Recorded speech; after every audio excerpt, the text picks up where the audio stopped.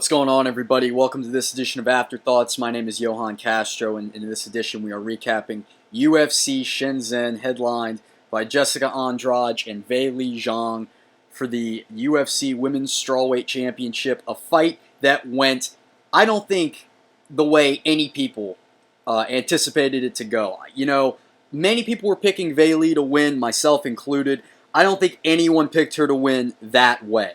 I thought if she was going to win this fight, it was going to be by decision. I thought if there was going to be a first-round knockout or a knockout of any kind, it was going to come courtesy of Jessica Andrade.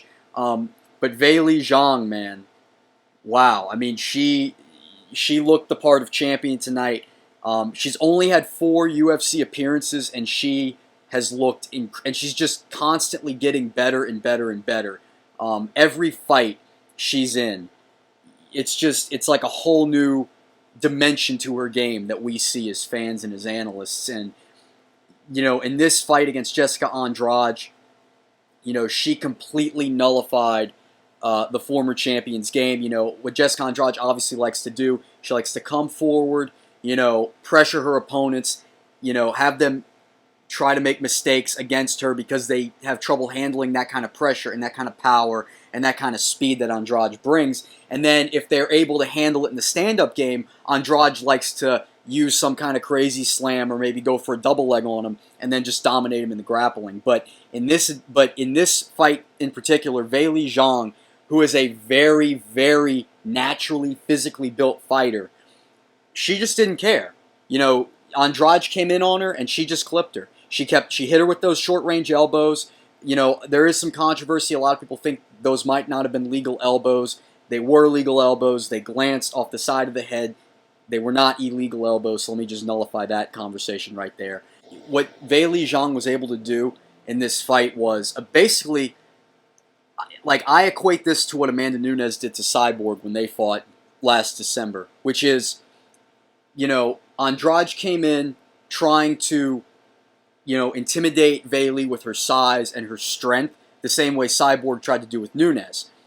But Weili wasn't having any of it. She clipped her, short range with those elbows, got her with that short range punch, and then when the fight got at a little bit of distance, she was able to hit her with a precise shot, tag Andrade, and then, you know, that started the finishing sequence. So it's a very, very clinical performance from Weili Zhang. It was, obviously nobody, like I said, predicted it to be a first-round knockout, let alone, you know, from the underdog Weili Zhang, someone who hasn't gotten a UFC knockout up to this point. So just overall a clinical performance from her, and I think she's going to hold the belt for a minute. You know, I don't know if she's going to go on a Valentina-esque run. I do think there are, you know, obviously a lot of sharks at strawweight right now.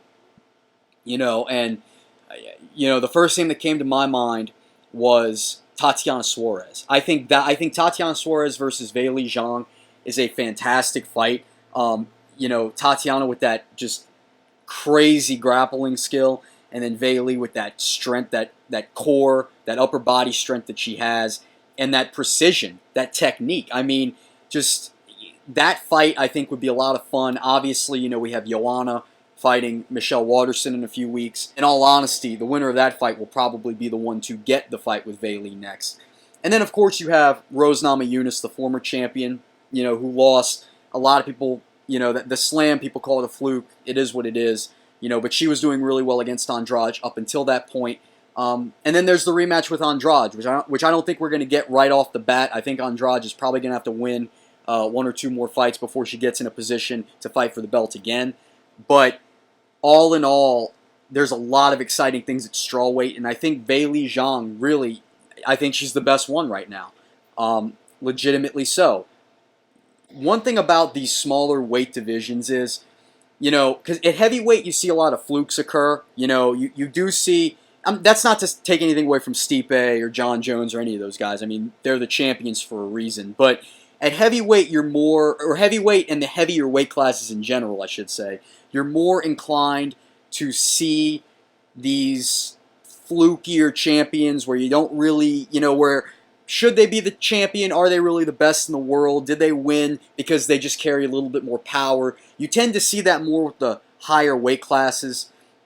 But usually at these smaller ones, it's the more technically superior fighters who are the champions almost always. And right now, I think Weili Zhang is the most technically superior strawweight on the UFC roster. I would say Joanna is probably a close second, and Tatiana Suarez is third. And right now, strawweight is just, it's so exciting, and I really can't wait to see what we get from the new champ going forward. I think every fight she's going to be in is excitement. Every fight she's been in the octagon up to this point has been excitement. So anyone they pair her up with, whether it's Rose, whether it's Tatiana, whether it's Joanna, if Waterson beats Joanna, Waterson, whoever it is, I think it's going to be a fantastic fight. Congratulations to Weili Zhang. She really is deserving of being the champion, and I really think her reign's going to last for a while. She's still very new into her UFC career. A lot of people haven't found any kinks in her armor yet. It might take a while before we see her unseated. For Jessica Andrade, on the other hand, again, it puts her in an interesting position because she won the belt in such a decisive way, and then she loses it in such a decisive way. I don't think you can do an immediate rematch given the circumstances, given the fact that it was such a quick night at the office. But the thing about Jessica Andrade is she's always been at the top. She had just become the champion, but prior to that, she had been a top contender, for a while. For a few years, she had been in that 1 to 5 range. So, she's obviously going to go down to number 1 or number 2 after this. And I think a fight between somebody who's ranked probably within the top 10, maybe not necessarily top 5, because I don't think she should. I don't think Tatiana Suarez should have to fight her to get a title fight. I don't think you could give her Nina Ansaroff. I don't think that's fair to Nina Ansaroff right now. She already fought Claudia Gadelha. Joanna and Waterson, again, as I said before, are fighting. So it'll be interesting to see what they do with her going forward. She's probably only a fight or 2 away, though, from getting back into a title fight. It's an unfortunate loss for her, but she's still going to be right there among the top. She's still one of the best strawweights in the world. She's one of the most physically imposing fighters on all of the UFC roster, pound for pound wise. So I think Jessica Andrade will, she'll be back in full force. It'll be interesting to see how they matchmake her going forward because there's just, like I said, strawweight's very stacked right now, but it's almost not fair to give her somebody outside the top 10. So yeah, it'll be interesting to see what we get with Jessica Andrade. Now, the co-main event for UFC Shenzhen was Li Jingliang against Eliseo Zaleski dos Santos. Now, this was a fight a lot of people thought was going to be fight of the night, and it was a fight that was pretty exciting when the exchanges did occur.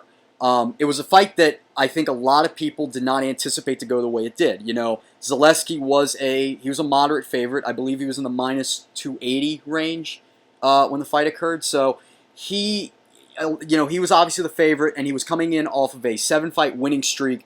Last 3 wins came very dramatically. Spinning head kick, flying knee, and then he RNC'd Curtis Millender back in March. A lot of people thought, this kid's going to be a contender. He's about, gets this win against Jingliang, and he's going to go start fighting top 10 guys. Well, Li Jingliang, he's got a lot of power in those hands. And when he connected on Dos Santos, you could tell, even in the shots that didn't seem to stagger him or cause a lot of damage, the shots that Jingliang was able to land on Dos Santos had an effect, each one of them. Because we've always seen Eliseo Zaleski dos Santos, he's always the aggressor. He's always the one that dictates the pace of the fight.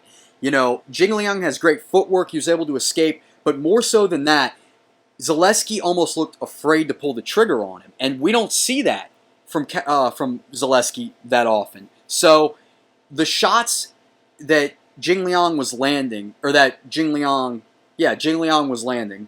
Sorry, my brain was going crazy there for a second. The shots that he was landing, they all had a staggering effect, and it makes me start to wonder, because now Jingliang is going to be ranked.